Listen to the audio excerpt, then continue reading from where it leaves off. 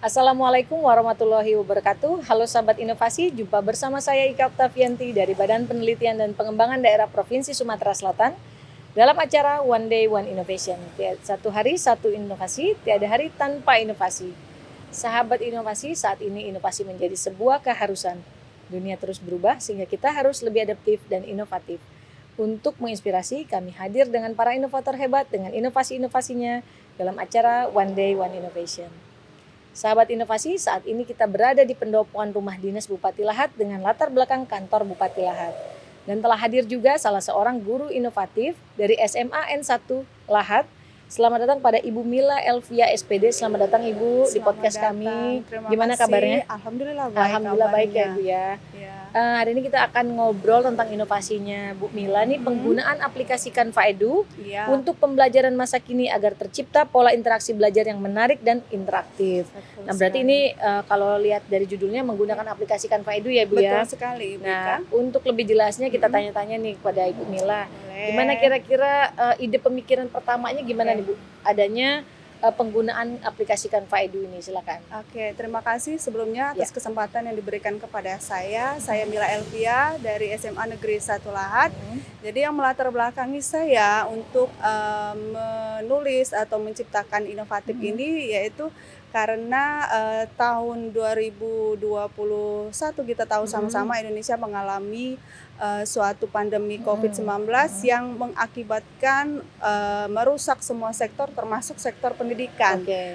Maka pada saat itu pemerintah menekankan bahwa tatap muka untuk belajar mengajar itu diadakan di rumah. Nah, di situ saya berpikir untuk bulan-bulan pertama Ibu Ika kita bisa menjalankan hanya melalui grup-grup biasa. Tentu itu membosankan. Memang terlihat pada saat pembelajaran anak-anak merasa bosan karena kita memberi catatan LKS seperti itu kan. Akhirnya saya berpikir apa sih yang harus saya lakukan untuk membuat terobosan supaya penyampaian materi ini tersampaikan tetapi anak tidak merasa bosan. Maka saya mencari, kemudian mengikuti pelatihan-pelatihan, ternyata ada satu pelatihan Canva Edu di mana Canva Edu ini memiliki template-template yang istimewa yang berisi bagaimana kita mengemas suatu materi dalam bentuk presentasi yang tidak bosan, dilihat anak juga enak gitu.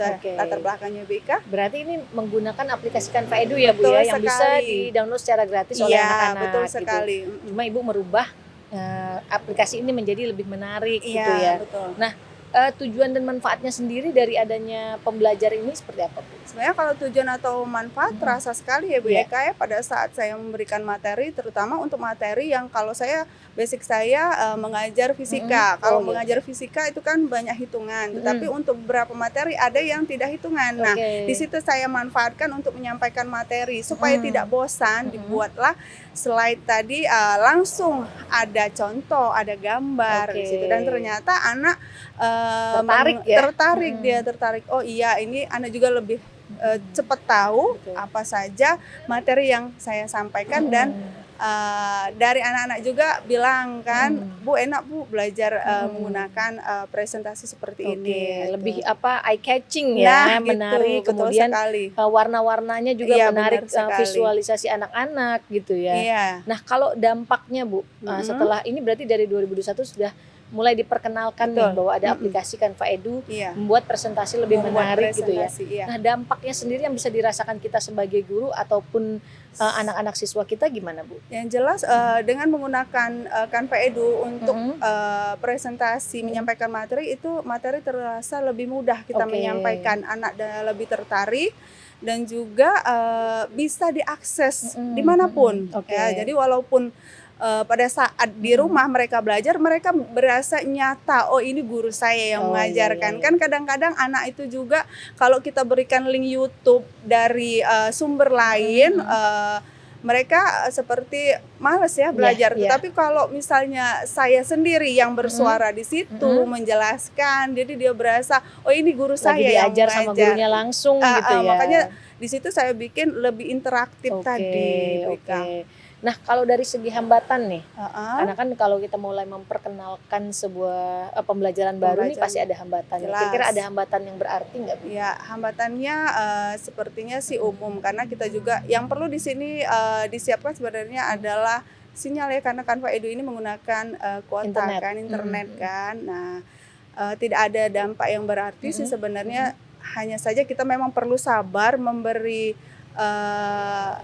info kepada anak bagaimana menggunakan aplikasi, karena di situ banyak sekali fitur-fitur atau template-template. Kadang-kadang anak, Bu, pakai yang mana gitu kan. Jadi kita harus lebih sabar lah mengajarkan anak-anak itu supaya nanti mereka juga bisa mempraktekkan membuat presentasi dari materi berikutnya. Meniru apa yang sudah Ibu kerjakan gitu ya. Gitu maksudnya. Nah, harapan kedepannya nih, Bu, untuk adanya penggunaan aplikasi ini maupun pembelajaran ke depannya biar lebih menarik lagi seperti apa? Harapannya sih kalau bagi saya, terutama juga bagi Bapak Ibu guru yang berada dimanapun, tetap terus berinovasi, menciptakan hal-hal baru, terutama tentang media pembelajaran atau bahan ajar, agar proses belajar mengajar kita pada saat bertemu siswa itu tidak membosankan bagi anak-anak, dan anak-anak juga lebih semangat menyimak, mempelajari apa yang disampaikan oleh Bapak Ibu gurunya. Ucapan terima kasih. Untuk itu saya mengucapkan terima kasih kepada Bapak Gubernur Sumatera Selatan, Bapak Haji Herman Deru, kemudian Bapak Reza Palevi selaku Kepala Diknas Pendidikan Provinsi Sumatera Selatan. Kemudian saya juga mengucapkan terima kasih kepada Kepala Sekolah Pak Bambang Hendrawan selaku Kepala SMA Negeri 1 Lahat yang sudah memberikan kesempatan kepada saya, juga memotivasi pada saya. Tak lupa juga saya mengucapkan kepada Balitbang Provinsi Sumatera Selatan yang sudah mengadakan kegiatan seperti ini sehingga memacu kami untuk tetap berinovasi dalam bidang masing-masing. Baik, terima kasih sekali lagi Bu Mila atas kehadirannya. Mudah-mudahan anak-anak lebih semangat ya belajar dengan inovasi-inovasi yang Ibu hadirkan. Terima kasih sama-sama Bika. Sahabat inovasi, ucapan terima kasih juga kami haturkan kepada yang terhormat Bapak Bupati Lahat, Bapak Ci Ujang SH melalui Balitbang Kabupaten Lahat yang telah memfasilitasi roadshow One Day One Innovation. Apabila untuk informasi lebih lanjut dapat meninggalkan pertanyaan ataupun komentar di kolom komentar podcast YouTube kami. Tetap ingat kita punya jurus 4S, setiap orang adalah inovator, setiap masalah bisa menjadi peluang inovasi, setiap solusi harus sinergi, dan setiap inovasi harus konkret hasilnya. Jumpa lagi dengan kami di podcast One Day One Innovation selanjutnya, salam inovasi.